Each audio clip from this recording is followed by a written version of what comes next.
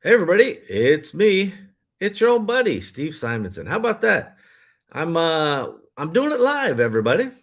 I decided to just hop on here. I've been working all day and kind of thinking through some things and wanted to just share a few tidbits of information and perhaps even an insight or two, if I dare qualify my observations as insights. Even if I don't get that full credit for an insight, I'll just say they're observations that I'm going to share with you. So I'm going to start with just a few news pieces here that I think are important, particularly for the e-commerce community, the Amazon sellers specifically, and then branch into some things that are kind of broader, kind of global issues with supply chain and the like related to China and on and on and on. So welcome, one and all. If you're there and you can hear me and everything sounds okay, let me know in the comments if you don't mind. I apologize that I often cannot see the comments while we're live, and for that I apologize. I I don't know the exact reason why, and I've never taken the time to figure it out. So let's start with a little bit of the news because I think this is important for the average Amazon seller. So, according to e-commerce bites and many different publications, Amazon has relaxed and reduced their storage limits. And this is very interesting and very important because as of the start of 2022, Amazon's reduction in inventory IPI requirements is going to have a huge potential benefit for sellers. And to me, it's interesting because this is almost Amazon understanding that we all need to have more inventory because the supply chain is so difficult. Further, I think it's Amazon's kind of general acquiescence to the fact that they have been more than a little oppressive, particularly in the fourth quarter, with some of their inventory stocking limitations. And oh, I got a little thumbs up. Oh, the dopamine is coming in, everybody. Thank you for that. And thanks for all those watching live. We appreciate you. And, we'll try to make this valuable for you. So, according to Amazon, by the way, these new IPI limits will mean less than 10% of sellers will have an impact, any restriction, essentially. Now, of course, there's still overstock limits and this and that, but by reducing the IPI, they are obviously accessing larger and larger swaths of warehouses that are being built as fast and as furious as you can imagine. All over the United States, all over the world, Amazon continues to build out that FBA warehouse, which is one of its key backbones and infrastructure strategic elements it put into place that has been I would say, part of the secret to success for Amazon. And you'll see Shopify and you'll see Walmart and others like them continue to get into this space as well. But Amazon's doing it well. And I think they've got some capacity. And I think that they understand that we have to have more inventory and the complexity of, 3PLs and this and that. It may be too much for the average seller. I highly encourage you, if you're a professional seller, if you're, let's say, over $1 million in revenue, certainly if you're over 5 million revenue, you should have a more comprehensive supply chain that drops it at a third party facility or your own facility and then drip feeds it into Amazon. We recognize that those shipping times, even domestically, internal into countries, especially like the United States, which is so large, or Canada or Mexico, it's not quite as bad in the UK or the Netherlands because those are smaller kind of footprints.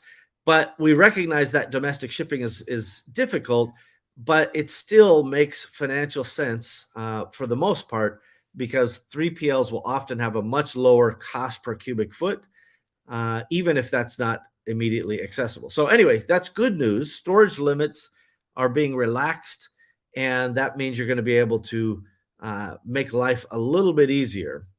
That, by the way, is I suppose, in contrast to the UPS or the USPS, United States Post Office, basically elongating their delivery times. Right? You can blame everything on COVID now. By the way, every store you walk into, they just have a little taped piece of paper on the door that goes, "Everything we do here sucks, and it's because of COVID. Screw you." Right? That's kind of the new customer service policy. and the post office, it took them about a year and a half to put that on the door, but they're definitely going all in on it. And they've changed the delivery time. So if you have used USPS as a key method of delivery for your lightweight items, obviously, if they weigh more than 2 pounds, you're better off going elsewhere. You really need to take another look at that and look at the delivery times and the cost versus the alternatives. Just another quick piece of news for those who are unaware. Amazon aggregators are raising money like crazy, right? So it's in 2021, Amazon aggregators raised over $5.7 billion, bringing the total in aggregation kind of money access. This includes both capital raised as equity and access to capital as lending or loans. That's well over $11 billion now. Now I get this question all the time. How do I know if I should sell my company? Who should I sell it to? There's 12 questions I ask anybody who's kind of in our little network about if you are thinking about selling your company, is it the right time and how should you go about it? There's 12 questions that at the end of those questions, I generally know the answer of the right method for you to consider. Or even if it's not the right time. Some of those questions are qualifying questions. You go, oh, you actually don't want to sell your company. You just kind of want to know what it's worth, right? It's like going on to Zillow and seeing what your house is worth and going, ooh, yes, I'm getting rich every day. And then Zillow, changed their algorithm and the price goes down. You're like, oh, I just got poor yesterday. So I do think monitoring your investments are wise, your house, your business, etc. But don't put too much stock into kind of automated algorithms. They don't always come true. By the way, for those who remember, back in May of 2021, a big swath of Chinese sellers were kind of banned from Amazon, taken off of Amazon, many of them permanently, because a server was found with this kind of open door showing all of the black hat review techniques and the brushing and the things like that many of these sellers were engaged in. And so that led to some changes. And there's all kinds of news inside of Shenzhen and the e-commerce community there about how, Amazon's being unfair to Chinese sellers, they're racist, blah, blah, blah. And so it's kind of a weird contrast because in some ways, they got kicked off. That's fair because they broke the rules. But many of them have their money being held. And from my perspective, it's like, well, Amazon, you shouldn't be able to hold somebody's money if you let them sell, unless you can prove that these sales were, specific to Black Hat or that they were some, ill-gotten gains. And so there's a lot of sellers, Chinese sellers, even American sellers, British sellers, European sellers across the world that have had Amazon hold your money. And if Amazon is holding your money, contact us at Empowery. We can connect you with a law firm that will take your case on contingency and basically go, take a look at it and they'll manage an arbitration or even a lawsuit if necessary. Amazon now allows lawsuits. So a lot of people don't realize the terms of service are kind of a living document. And, a couple of years ago, you couldn't sue Amazon. It was against the rules, but now you can sue Amazon, right? Now, I don't recommend lawsuits. They're not fun. But if Amazon specifically is holding your money for some unknown or, in your mind, improper reason, then contact, I think it's service@empowery.com or go to the empowery.com website and ask for help. And we'll connect you with a law firm that will take your case on contingency. And just to be clear, I have no money in it. That I'm not connected in any financial way. I'm a volunteer at Empowery. We have nothing to do with the law firm except that I've used them for 20 years for various types of cases, including some of my toughest litigation. The founder of this particular firm is brilliant, and they're great litigators across the board there. So good news is you can sue Amazon. That was a change basically in 2021, I believe. That they basically said, yeah, it's okay to sue us, essentially trying to get out of this FTC antitrust litigation, or at least trying to minimize their impact. So let's talk about that for a minute, because Vox just published a very interesting article about how Amazon is kind of well, they're basically under stress from this FTC antitrust investigation. So the interesting thing is there is a 96-page article published by the Yale Law Journal, right? So the Yale Law Journal, pretty respected, at least from an academic standpoint. I'm not saying everything there is right, but a person named Lena Khan wrote this article called "The Amazon Antitrust Paradox," essentially going, the lens that we viewed antitrust with in the past as a government, as a country, is if the consumers were getting low prices, then it's not an antitrust, it's not a monopoly. And if they weren't getting low prices due to usually collusion and other reasons that are nefarious, then that is antitrust behavior. It's monopolistic behavior. But her article said it's weird. It's a paradox because the consumer can actually get a lower price, but they can still be engaging in antitrust and monopolistic behavior by having the number one platform, by suppressing sellers' pricing and basically taking the money from sellers and squeezing us unfairly and in a monopolistic way. So essentially, her article, 96 pages, and it's up on Empower.com, by the way. If you go to Empower.com and the Awesomers.com forum, you'll see this 96-page article linked there, and you can read it yourself. But the irony is, Lena Khan, then gets appointed to the FTC to investigate Amazon for antitrust behavior.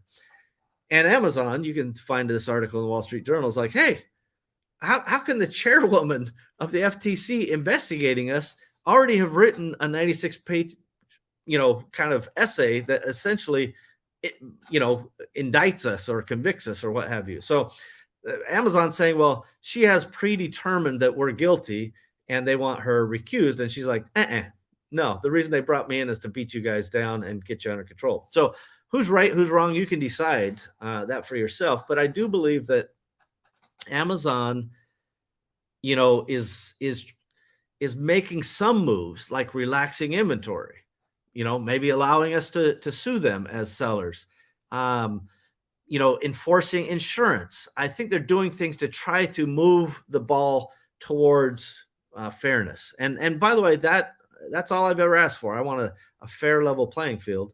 And again, Amazon, I know you don't pay close attention. I do know you watch a lot of these, but all you have to do is make every seller in each geography, basin of competition. So if it's in Canada, every seller in Canada has to, be registered for, GST and all of the regulations in Canada, or the UK, or the EU, or the United States. Just have everybody have a tax ID, have everybody have tax compliance, insurance, etc. And if everybody has to do that, this thing gets a lot cleaner, a lot faster. So anyway, I think it's fascinating that this antitrust investigators, actually the person who wrote that 96-page article, Lena Khan, if you've never heard of her, if you've never read the article, again, if you go to empower.com, that 96-page PDF is available for your download. And I'll come back to Empower here just in a second to everybody. But before I do want to point out one other thing. So I mentioned earlier the May kind of smackdown. Well, just recently, in fact, I think it was which.co.uk has been investigating a number of these kind of fake review situations. And I think on the 13th of January, they just published another article that basically goes, Twitter and Facebook still being used to manipulate Amazon's, kind of fake review problem. And they talked about finding basically one Twitter user has shared a spreadsheet of 22,000 listings, which, by the way, that particular user's followed by 800 Twitter profiles. And it's like, hey, pick any of these products and we'll send it to you for free as long as you give us a review. Another team based out of India told this same investigators they have 10,000 products for sale on Amazon. If you leave a positive review, they'll be happy to, give you the refund or whatever. So there's an old saying that marketers ruin everything, right? So Amazon says, whack, you can't use rebate sites, full price rebate sites anymore. This came down in roughly Q4 of last year. If you use full price rebates, we now consider that manipulation. And they always have some squishy language in there so that you're not quite sure. Like, if I sell a lot of stuff, am I manipulating the bestseller rank because I have a really great product? If I offer a coupon, they basically say if you don't offer that coupon on Amazon and you offer it elsewhere, then you are manipulating the results. And it's like, fair enough, but there's sometimes where you have like a VIP club that is legit and you want to offer them a little better deal. If you do that even on your own email list, according to Amazon, you're in violation of their manipulation rules. So there's these types of things still are a little bit weird, but the whole point is we all know as sellers, it doesn't matter what rules Amazon passes. It's just whack-a-mole. The bad guys will just move and move and move. So, all right. So we talked about aggregators. They're raising money like crazy. And by the way, I think there's a ton of aggregators, and there's differences between those aggregators. We're going to do a spring kind of rundown of a bunch of these aggregators. We're going to do interviews. We're going to talk about the differences, and then we're going to have one giant spreadsheet or document that you can compare each of these people against the others, as well as releasing the 12 questions that I talked about earlier at some point. We just don't have time to do it all at once. So I want to just share with you guys.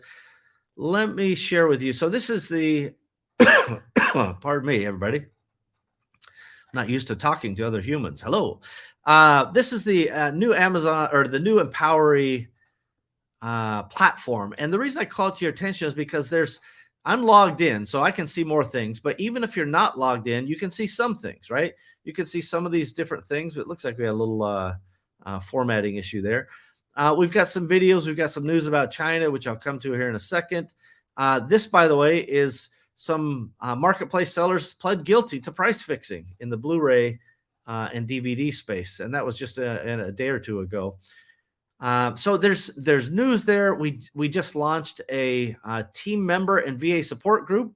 So if you have VAs, you have team members, you want them to go in. This is just launched, so the content will be coming. But have your team. They can all join and they can get in there, and that all is free. You can click the little sign up button here that will take you to a sign up page. Create an account. Some stuff you can see for free, a lot of stuff you can see for free, and then some you just need to be a member and you can join. And there's a $0 join, and then there's a pay to join. But remember, I'm just a volunteer there. I'm not this is not me trying to get you to give you or to give me your money. Give it to the nonprofit member-owned co-op. So anyway, there's a lot of things here, including blog articles, including groups. This is a blog article as an example. We've linked to a prior episode talking about the 1 Minute Manager Meets the Monkey, a great book. We talk about different group types of things. Oh, in this case, I'm not logged in, right? So it says, hey, you don't have access to this particular group. Some are available for free, as I mentioned, to the public, and some you have to be able to get in. And let's see if I can get that page to. Oh, of course, because I went to the content restricted page. But if we go back to the groups and we're logged in, you can see we got the team and VA support groups, some freight forwarding Q&A. We're starting these groups. The purpose of this, everybody, is to give you a safe zone where it's not toxic. There's no politics. There's no kind of beat downs about, the toxic behavior you see between, various people on these various, I don't know, we'll call them social media places. All of this is just designed to say, let's talk business. Let's make it professional. Let's have some fun. We've got some videos. We got documents. We got forums. There's a lot of things to see. And so I just invite you right now, go check it out and get with the program. So anyway, I'll let you guys do that on your own time. So just a final little bit about China. So I don't know. I get tired of being right all the time. That's one of my axioms. In September, I said, get ready for COVID, the sequel, right? COVID round 2. And boy, it's just as silly and annoying as I expected it to be. But for the entire world except China, it's like, it's going to run its course. That's the way it is. China's got the biggest problem because they have engaged in the COVID zero strategy, which, by the way, they're reframing the name. They're not, nobody's allowed to use COVID zero anymore. It's now dynamic. I can't remember, like dynamic scale or dynamic lockdown. There's some weird name that they have. Basically, it's like when we get a breach, and we will have breaches, then we're going to do everything we can to lock it down. And again, I will share some videos over at Empower about just how oppressive. Like when we say lockdown, it's not like, hey, wear your mask when you go to the grocery store, or be a good citizen and do this. It's like, stay in your house, do not come out, or you'll be beaten down. You go to quarantine sites that are out of the city, and you're kind of locked in these little 8x8 boxes, or 8x10 boxes. I'm not sure the exact. That's in that's in Imperial. They're small little places, and they don't. Some people are complaining about not getting enough food. So the city of Xi'an was getting just pummeled because not only are they not feeding the people adequately, according to the Chinese netizens that keep posting, but like even people with health conditions have shown up to the hospital, and their COVID test was more than 4 hours old, so they considered it, kind of out of date. And people have lost babies. They've lost their parents having heart attacks. It's quite tragic in many ways. But this is the beginning of what's going to happen across China, in my opinion.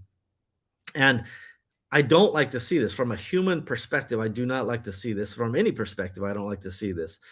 But the lockdown that's happened to somewhere between 10 and 13 million in Xi'an. People have different population numbers. I can't pin it down. These people have been locked down for nearly a month, over 3 weeks, less than 4. But now there are lockdowns in Tianjin. There are lockdowns in Shanghai. Basically, there are around, it depends again who you ask, 10 to 20 million people who are on strict lockdown. Don't leave your house or you're going to jail, or you're in one of those little boxes I talked about. And 100 million people on some sort of modified lockdown, which includes the planes aren't running, the trains aren't running. It's going to get far, far worse with the Olympic situation. As we know, if you follow this, I'm not going to get into the Olympics too much because it's a real, let's just say it's a Pandora's box of trouble. But they have a closed loop system. Nobody from the Olympics will be able to see anybody who lives in China who is not in that closed loop. So the people who are working at the games, the people who are interacting with the Olympians, all of them stay in the closed loop, which means they stay in the community of Olympia, the Olympian community, I guess, and they can't see anybody in kind of regular China. It's almost like two countries. So far, they have taken this so far. You're not allowed, if you see an Olympic vehicle in a car crash, and you're a regular citizen who's not part of the games, you can't go help them. They've specifically and explicitly talked about this because they don't want these two loops to interchange, thinking that would allow China basically to receive the virus. However, the virus is already there. The Omicron has reached China. It's going to sweep China in the same way it sweeps the rest of the world. This pathogen knows no bounds. It's not going to go away. It's going to get worse, which means if China maintains this, whether you call it zero COVID or dynamic reaction or whatever their new name is, it's going to be very, very disruptive for the supply chain, even more than it was in the first, COVID part 1. The sequel is going to be worse. So inventory wins the day. If you're using China exclusively, consider alternatives. I've been talking about that for several years, but especially in the last quarter, I'm really emphasizing that. And if you have shipments that you're unsure of, or you don't know how to move, or you're trying to get things done, now is the time to really press on those resources, whether using third-party inspectors or freight forwarders, whatever. Really work with them to say, what should I be doing now to preserve and protect my supply chain and my order flow? There's a lot to it, and it's not getting better. It's not getting easier. It's actually getting harder and more complex. And by the way, I say this with, well, I just say it with a dose of reality. The numbers coming out of China are the official numbers. So you can't, they're basically showing breakouts across the country from Xi'an in the north, Tianjin in the north, which is right outside of Beijing, all the way down to Shanghai, which is the heartbeat of China, into Shenzhen, which is a Delta outbreak, because some of the northern stuff is Omicron. The point is, it's got the potential to be everywhere, toot sweet, really fast. And China's virus is maybe not quite as effective as Western, or the vaccines maybe not quite as effective as Western vaccines to minimize the hospitalization and bad outcomes. So we hope that it doesn't turn into a humanitarian crisis over there, but it has the markings of lots of lockdowns and lots of uncertainty through the entire year. This isn't going to be a 3-week thing. This is going to be a long-term thing. The Chinese New Year, for example, is already being disrupted. And the reason I mentioned that I can't trust the numbers coming out of China, nobody can, is because the local officials have an incentive to not say bad news, right? Every time Xi'an issued more bad news, somebody in Xi'an in the party got fired. And so now suddenly Xi'an's cases are down to, near zero per day. New cases are they're single digits for the last few days. But why should we believe them? Because if they report bad news, people get fired and they get in trouble for mismanaging it. It's so bad in Xi'an that they basically passed a rule that says nobody better put negative stuff about COVID or about the outbreak on social media. So it's kind of this weird dichotomy where they have tons of social media, tons of users, and so we just kind of anticipate, well, then nobody's going to be talking bad about China or the situation. But the question is like, well, where's the line of what's bad? Somebody took some pictures of their vegetables, and they're like, I get 5 vegetables for a week, and I got 4 people living here. Why? That's not enough. And that sparks outrage, right, with the online community in China, across China, not just Xi'an. And then, of course, the tragic loss of babies because the women are stuck in the waiting room, has just enraged China at large.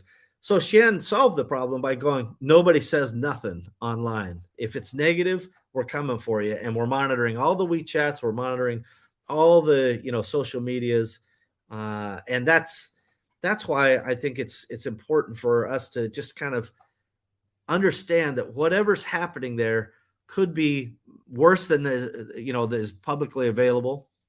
And by the way, I get a lot of this information from people, who are taking great risks inside of China to get the information out. None of these people work for me; they're outside resources, but it is really, really a delicate situation. So expect disruption. Supply chain is not going to get better; it's going to get worse. And if you see empty grocery shelves now, there will be more of that. So think about, kind of preparing. And more importantly, think about your business and saying, what inventory do I need?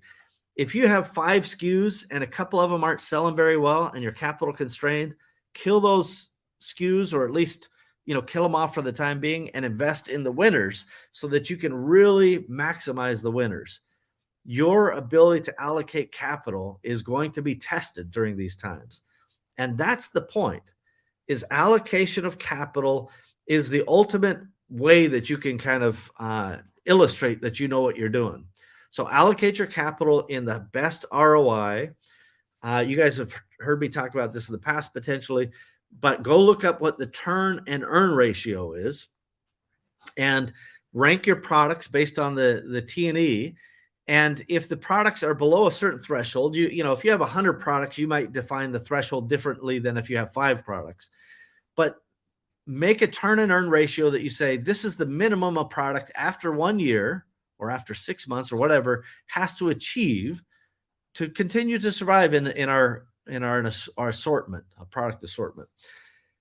That will give you some kind of objective measurement instead of going, well, I know this thing could be a good thing, but we kind of fumbled the launch, and then we ran out of stock, and then Amazon, took my listing offline, and then I had a black hat competitor do this or that. Like, it's just got to be objective, because if you have those problems with launch or with black hat, and that product is not as profitable and not as productive as an alternative product in your lineup, just focus on the alternatives and let's drive those forward. There's plenty of ways to launch products in this market, plenty of ways to achieve your goals, but the allocation of capital into the winners is really, really something I think you should focus on. So anyway, hey, listen, I love entrepreneurs. You guys know that. I appreciate you guys. I highly encourage you, go to empowery.com right now, do the little login, and it's a free thing for the most part. You can't see everything if you're just a freebie, but you can see a lot of stuff more when you're logged in than when you can't. And I just want to say thanks to everybody, and I'll see you next time. I really do wish you guys the very best, prosperous new year, and I hope that you have the best sales and reach all your goals. And I look forward to talking to you again soon. Bye, everybody.